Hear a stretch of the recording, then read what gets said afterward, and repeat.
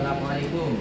Waalaikumsalam warahmatullahi wabarakatuh.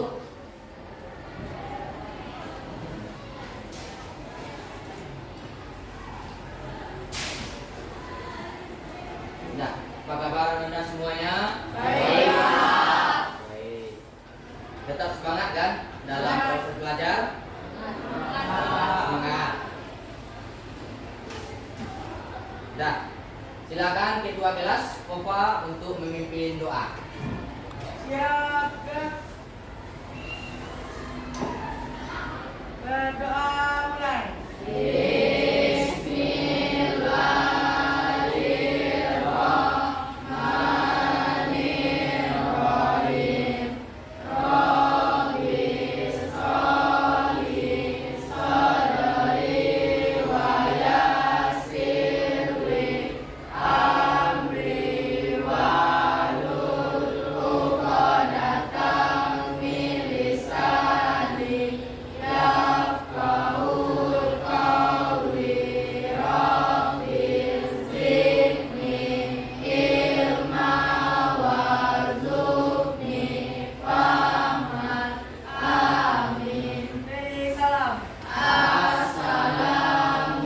Waalaikumsalam warahmatullahi wabarakatuh.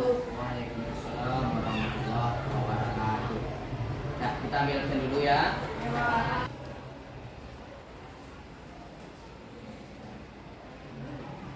Aditya ada? Iya. Kita lanjut. Dimas ada? Iya. Fadli? Kofa?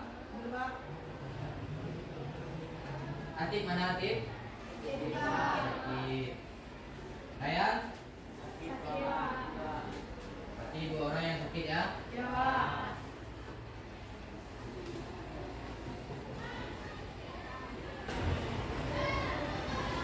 Nah, baik anak-anak, perhatian semuanya. Minggu kemarin apa materi kita? Ada yang masih ingat? Apa? Iman kepada Nabi dan Rasul. Jadi pada hari ini, hari Rabu, kita akan melanjutkan materi. Materi kita ini dengan yang sering terjadi, khususnya di Indonesia, yaitu tentang ghibah dan tabayun. Nah, sebelum Bapak menyampaikan materi, Bapak akan menjelaskan tujuan pembelajaran kita pada hari ini. Pertama, melalui pembelajaran inquiry, kalian dapat mendeskripsikan pesan Islam untuk harmonisasi sosial dengan menghindari ghibah dan menunjukkan sikap tabayun dengan benar. Yang kedua, melalui pembelajaran discovery, kalian dapat menelaah perbedaan antara konten ghibah dengan kritik dan review produk di media sosial dengan benar. Yang ketiga, melalui pembelajaran berbasis produk, kalian dapat menyusun review konten di berbagai platform media sosial dengan benar. Nah, di sini ada pertanyaan pemantik. Apa saja dampak dari negatif dari ghibah tersebut?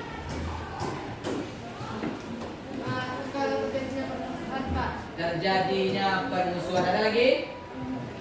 Dampak A. Oh.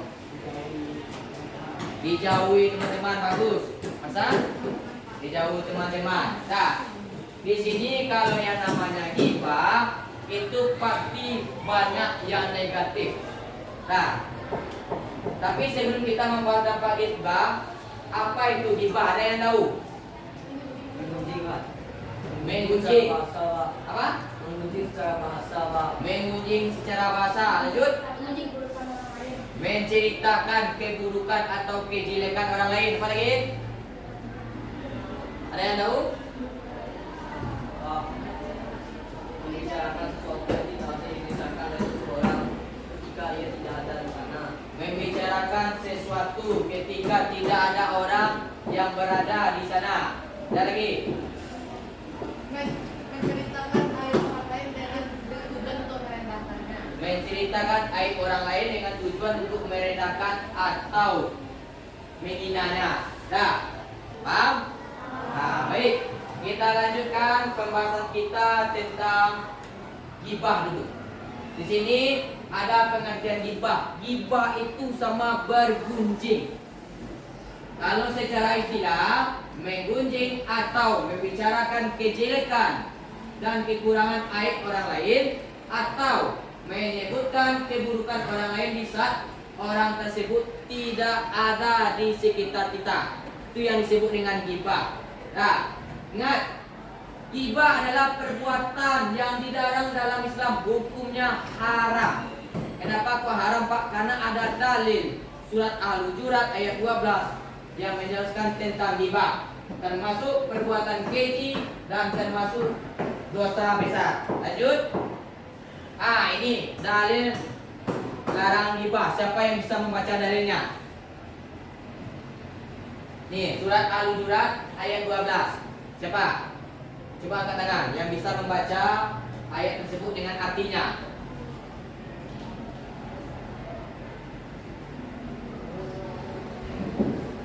Ada yang bisa? Coba angkat tangan. Yang bisa membaca dalil larangan gibah. Surat Al-Hujurat ayat 12. Coba. Coba? Coba keraskan suaranya. Ya ayyuhalladzina amanu ya ayyuhalladzina amanu tajibu katsiran minan zon inna ba'dal zonni ithmu wa la tajassasu wa la yaghtab ba'dukum ba'dha ayuhibbu ahadukum ayyakula lahma akhihi maitan fakarihtum wattaqullah innallaha tawwabur rahim. Artinya, wahai orang yang beriman, jauhilah kebanyakan prasangka, karena sebagian dari prasangka itu adalah dosa, dan janganlah kamu mencari-cari keburukan orang lain sesama kamu. Adakah di antara kamu yang suka memakan daging saudaranya sendiri? Tentu kamu merasa jijik kepadanya. Dan bertakwalah kepada Allah, tentunya Allah menerima taubat lagi Maha Penyayang. nah baik, tadi Barka sudah membacakan dalil tentang gibah, bahwasanya dalam surat Al-Hujurat ayat 15.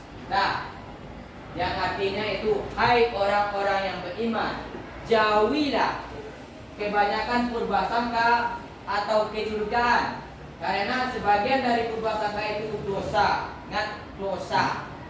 Dan janganlah mencari-cari keburukan orang, dan janganlah menggunjing satu sama lain.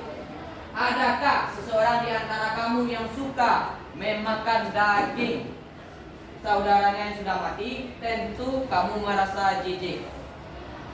Maka bertakwalah kepada Allah. Sesungguhnya Allah Maha Penerima taubat lagi Maha Penyayang.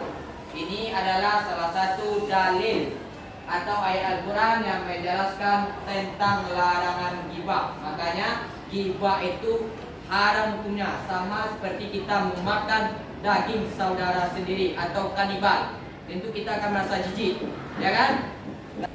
Nah, kalau kurang paham, kita mulai langsung diskusi kelompok. Ketua kelompok sudah dibentuk kan? Sudah. Nanti silakan masing-masing kelompok. Kita ada 5 kelompok. Kelompok 1, kelompok 2, kelompok 3, kelompok 4, dan kelompok 5. Bapak akan memberikan artikel tentang berita yang terjadi di Indonesia. Silakan Anda baca artikel tersebut, lalu Anda simpulkan bersama-sama. Setelah itu hasil dari diskusi akan kita tampilkan bersama-sama. Paham? Oke. Ini untuk kelompok. Silakan baca. Ya, ini juga silakan diskusikan ya. Ya.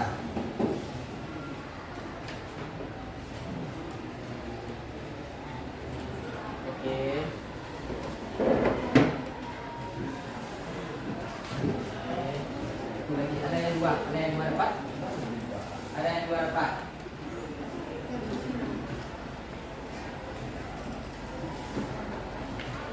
Cepat kelompok siapa yang belum dapat?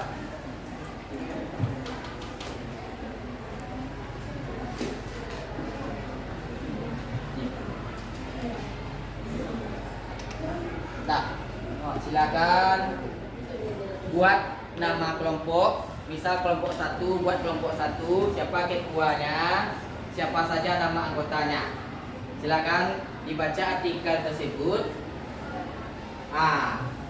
Anda bisa memahami apa yang ada dalam artikel tersebut. Kalau ada yang ragu, silakan bertanya ya. Nah, atau boleh.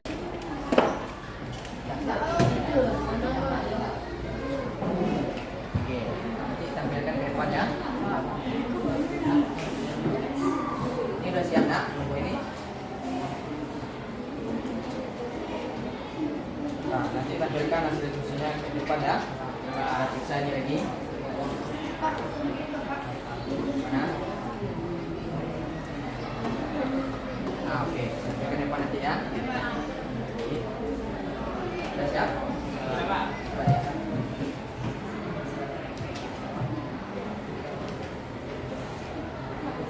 Nah, oke. Ya.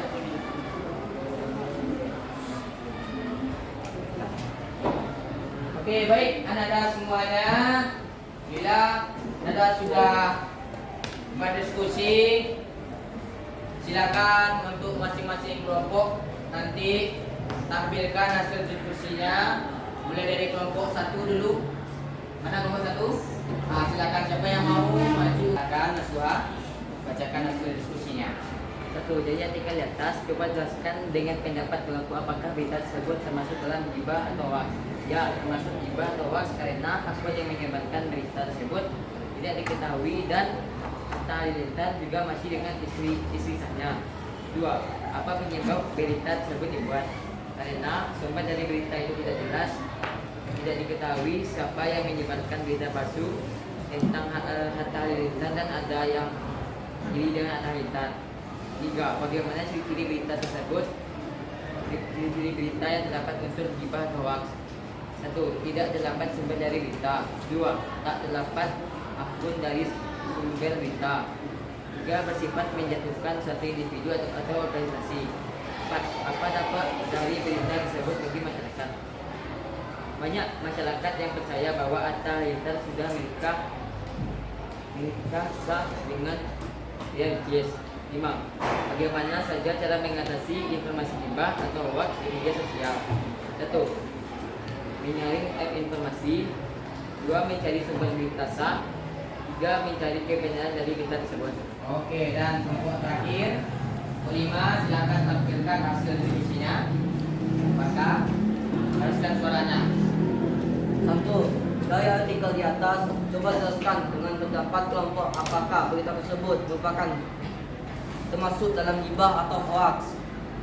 Ya, karena dalam artikel yang diberikan sebagai modal ini menjelaskan aktivitas kepolisian yang sedang mencari penyebar hoax tersebut. Juga pada judul terpampang jelas bahwa berita yang dibahas oleh artikel ini merupakan kasus penyebaran hoax.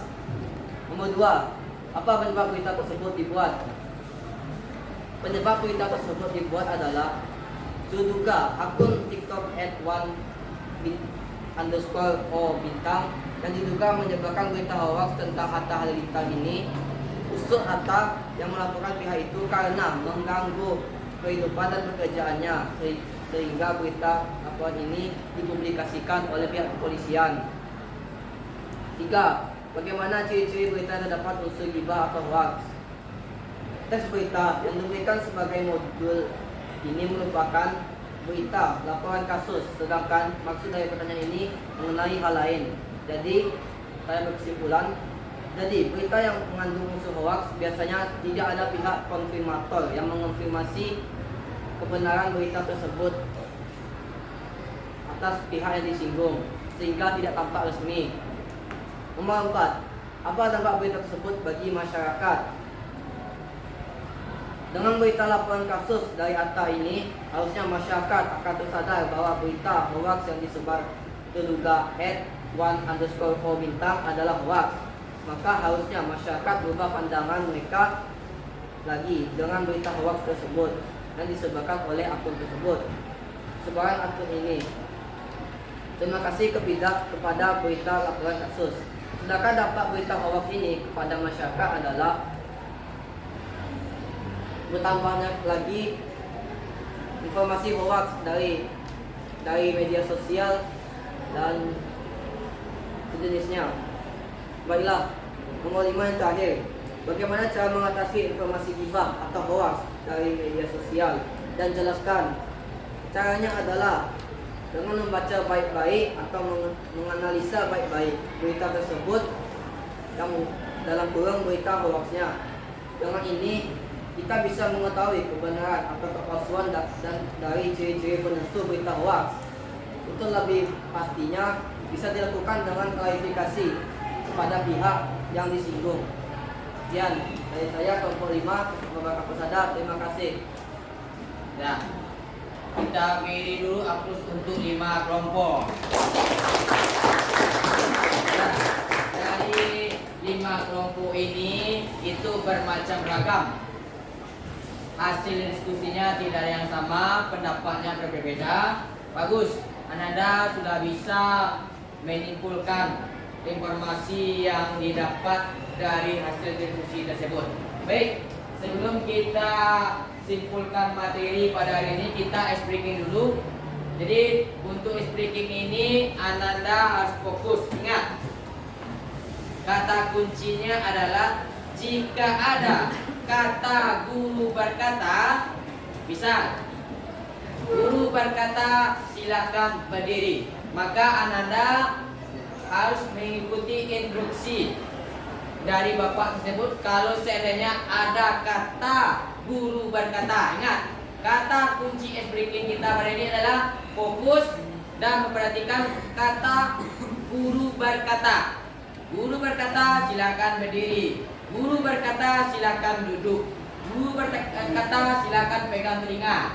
Nah, kata kuncinya adalah guru berkata. Oke, fokus. Dengan apa? Jika guru berkata silakan berdiri.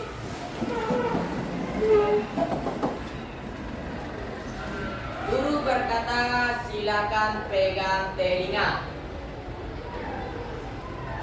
Jika guru berkata tepuk tangan 3 kali, silakan duduk. Ini.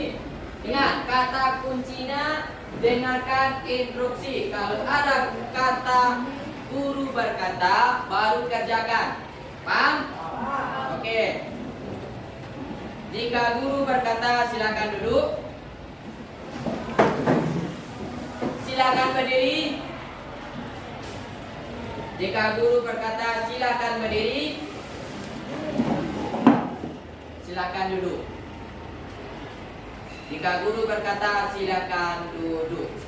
Oke, berarti kita semua mati fokus. Kita beri terus dulu.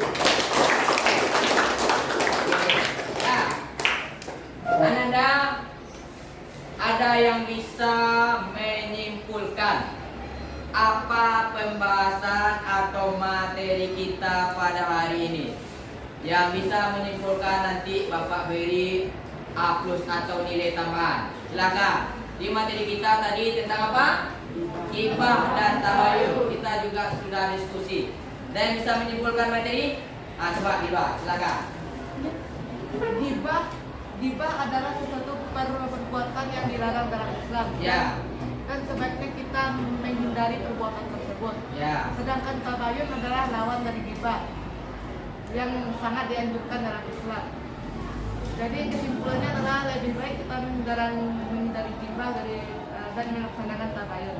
Oke, intinya lebih baik kita menghindari gibah dan melaksanakan tabayun. Ada lagi? Ada yang bisa menyimpulkan lagi? Menyimpulkan materi kita pada hari ini. Jadi tadi yang sudah disampaikan Barka kita sudah membahas, berdiskusi tentang artikel. Jadi intinya adalah ghibah itu hukumnya haram, dilarang oleh agama. Kenapa? Karena ghibah itu sama ibaratnya menjelekkan keburukan dan aib orang lain.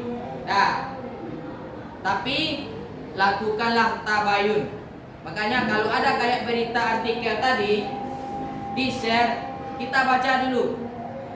Nah, jangan kita langsung cerna, oh ternyata Atta Halilintar seperti ini ya. Padahal tidak. Ingat, berita hoax dibuat untuk apa nak? Supaya orang lain membaca. Kalau kita percaya itu berita asli, maka sama ibarat kita berghibah atau mempercayai ghibah. Jadi kalau ada berita informasi siapapun, artis atau presiden yang lainnya dapat lewat WA, lewat televisi lainnya, kita baca dulu, kita teliti dan kita lakukan tabayun.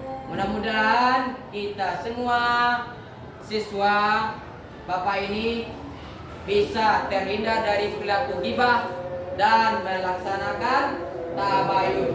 Baik, kita akhiri materi kita hari ini dengan membacakan alhamdulillahirabbil alamin. Mohon maaf kalau ada salah atau khilaf, Bapak akhiri dengan wabillahi taufik wal hidayah. Wassalamualaikum warahmatullahi wabarakatuh.